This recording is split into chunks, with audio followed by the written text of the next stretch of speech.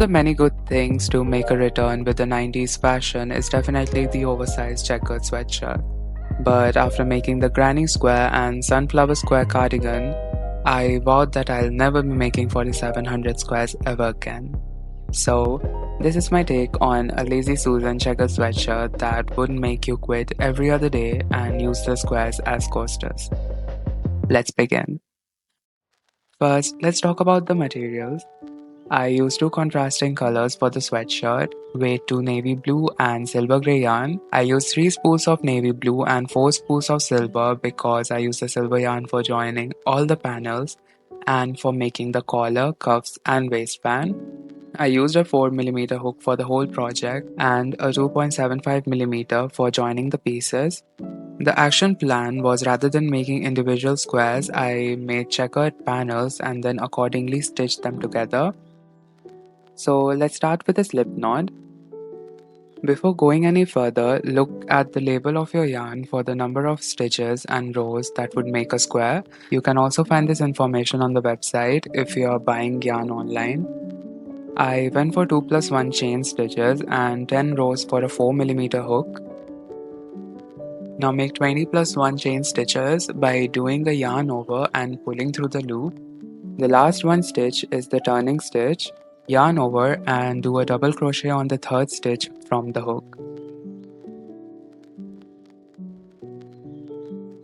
I chose double crochet as the primary stitch for the whole project because I am extremely lazy and double crochet would take less time and it looked better after I gaslighted myself enough. The first row of double crochet might not look the best at the beginning, but that's common and looks way better when you reach the next row.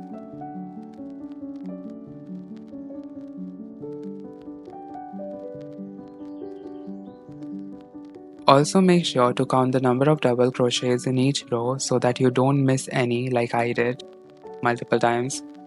Mine were 19 double crochets in each row and sometimes even 20, but it's not that serious.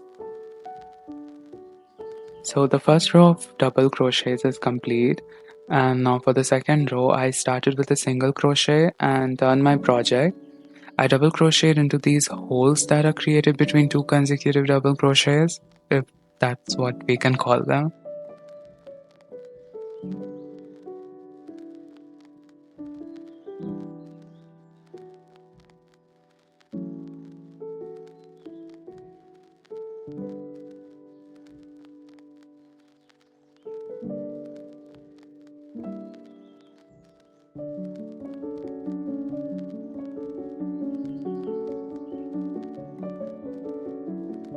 Continue this till the end of the row, and don't forget to count your rows and stitches to make sure they are consistent, and continue the same till you have a square with 10 rows.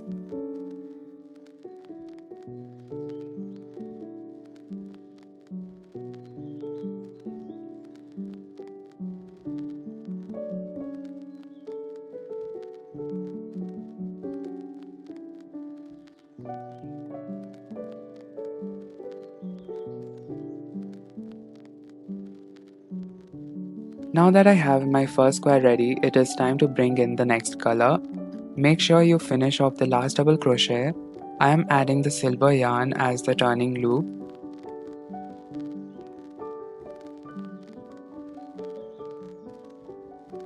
Yarn over the silver yarn and pull through the last loop, and tie off the loose end of the blue yarn with the new silver yarn.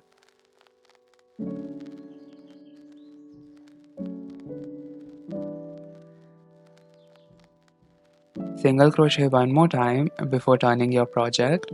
Again, I am adding the double crochet to these holes that are created between two consecutive double crochets. To make things even more easy, you can weave in the loose ends as you go. Basically, I interchanged the colors and repeated the steps to get the desired panel length. After repeating this step, you should have a panel that looks like this. You won't really have a right or wrong side until you start joining the panels together. Before moving any further, let's talk about the checkered panels that we need for this project. I made a total of 16 checkered panels, 8 panels with 4 squares, 4 panels with 10 squares,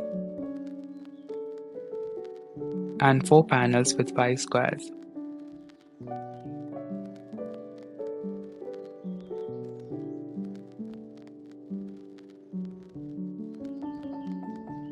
After assembling the panels, it should all look something like this.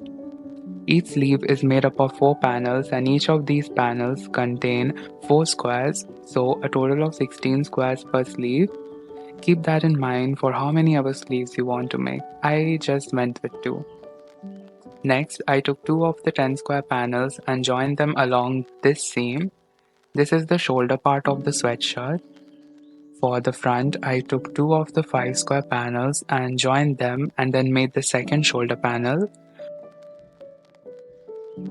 For the front part, only sew the bottom 4 squares and keep this part open so that we can make a V-neck with a collar later on.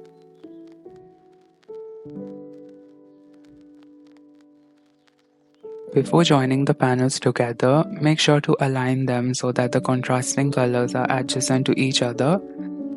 I am using a single crochet to join all the checkered panels together. Insert the hook in the first stitch of both panels.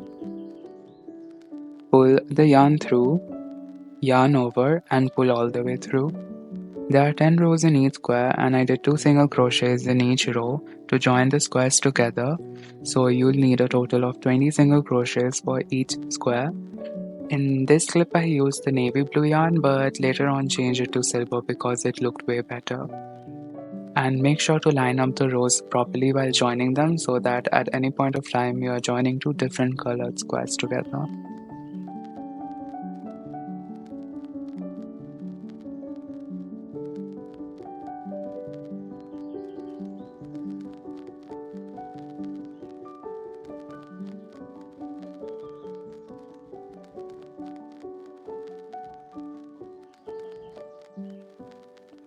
So after joining all the panels together, I had 2 4x4 sleeves, 2 2x10 shoulder panels, and a 2x5 front and a 2x5 back.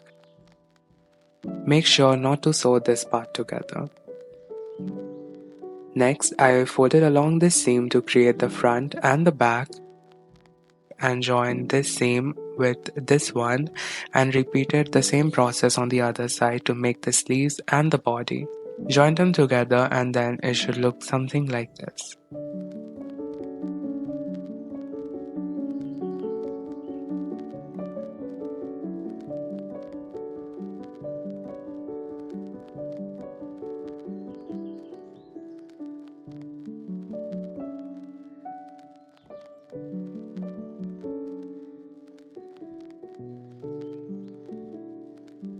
To make the cuff, attach your yarn to the end of the sleeve and chain 1. Don't forget to keep weaving in the loose ends as you go. I basically did a decrease stitch here all the way around the sleeve. To do a decrease stitch, I inserted the hook and went for a single crochet but didn't pull through. With 2 loops still on the hook, I inserted the hook into the next stitch, yarn over and pull through all the 3 loops. Let's see that again. Insert your hook for a single crochet, don't pull through, insert into the next stitch, yarn over and pull through. I did this decrease stitch all the way around once, and this is how the decrease stitch should look on the contrasting color.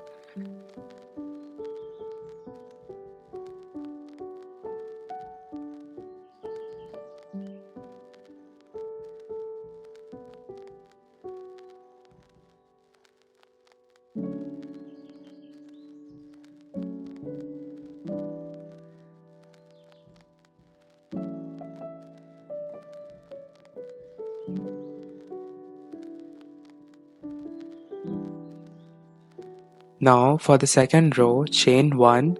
Use your stitch marker or a deformed paper clip like I am to mark the stitch. For this row I did 4 single crochets followed by a decrease stitch all the way around.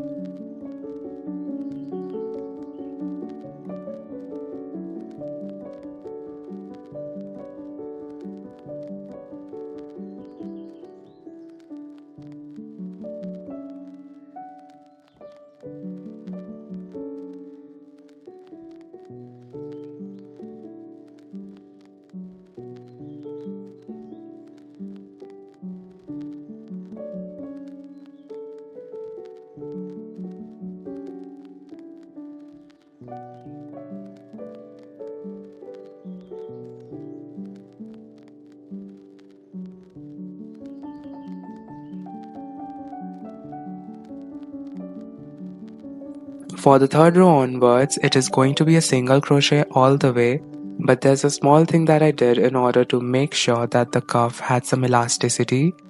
Generally, the cuff and waistband should be made with rib stitch, but it just did not work out with this yarn, so I tried making something similar. For the first 3 rows, I did not do a slip stitch at the end of the row and rather continued with the single crochet.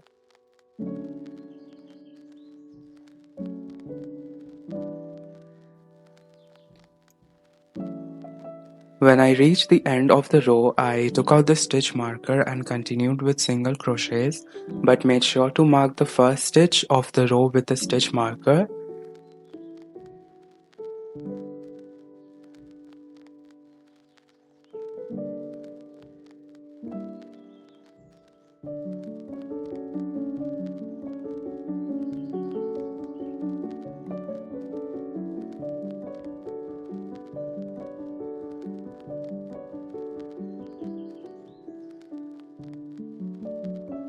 After the 3 rows, I slip stitch the last single crochet into the first single crochet of the row, like so, and then continued the same thing. The number of rows depend on your personal preference. I did somewhere from 6 to 8 rows. Before getting started with the rows of single crochets to make up the length of the cuff, make sure to check the fit. Basically, the first 3 rows decrease the circumference of the cuff and then we make the length of the cuff with just the single crochets. Here I am starting the 4th row with a single crochet, marking it and then continuing with single crochets.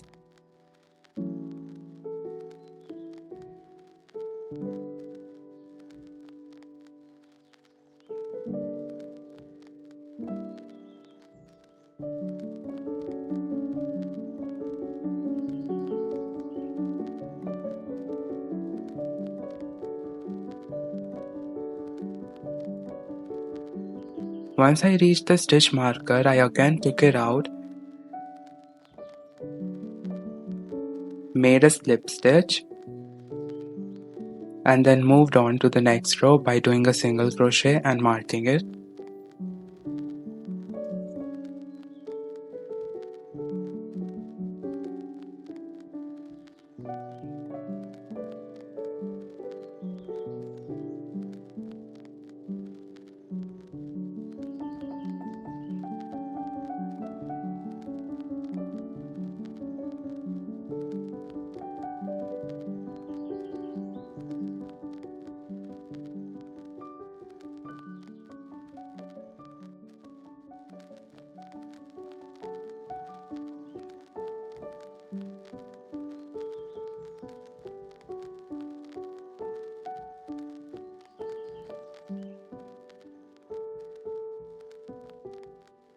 To get started on the waistband, attach the yarn of your choice to the project. I made a slip knot, inserted the hook through one of the stitches, and pulled through the loop.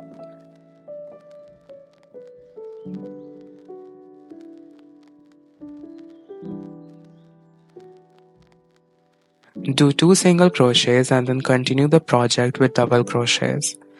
I used double crochet for the waistband as well and made 5 rows for the desired thickness of the waistband. You can vary the number of rows according to your liking, but I would suggest somewhere between 5 and 10 rows.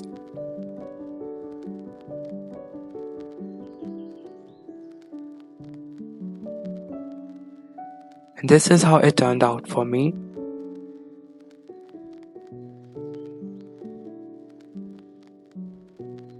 Now for the collar, I would suggest you to wear the project first and gauge how wide of a neck hole you want. Mine was way too big for my liking, so I counted 5 stitches from the previous seam and made the neck hole narrower. This is how the new shoulder seam should look like after I joined the extra 5 stitches on both sides. Next, insert your hook into the project like so to attach your yarn. Do 2 single crochets followed by double crochets like we did for the waistband.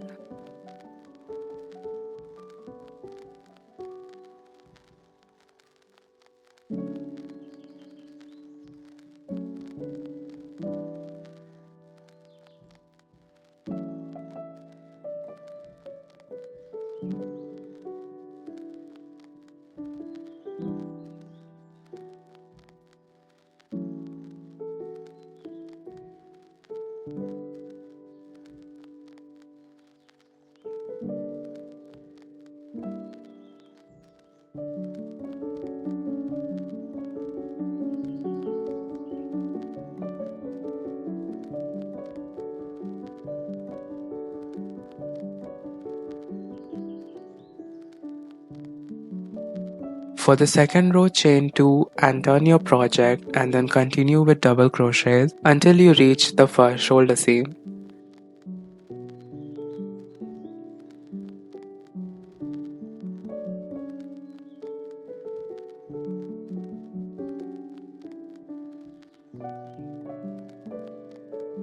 When I reached the shoulder seam on the second row, I did a double crochet, chained 1 and then did another double crochet into the same hole.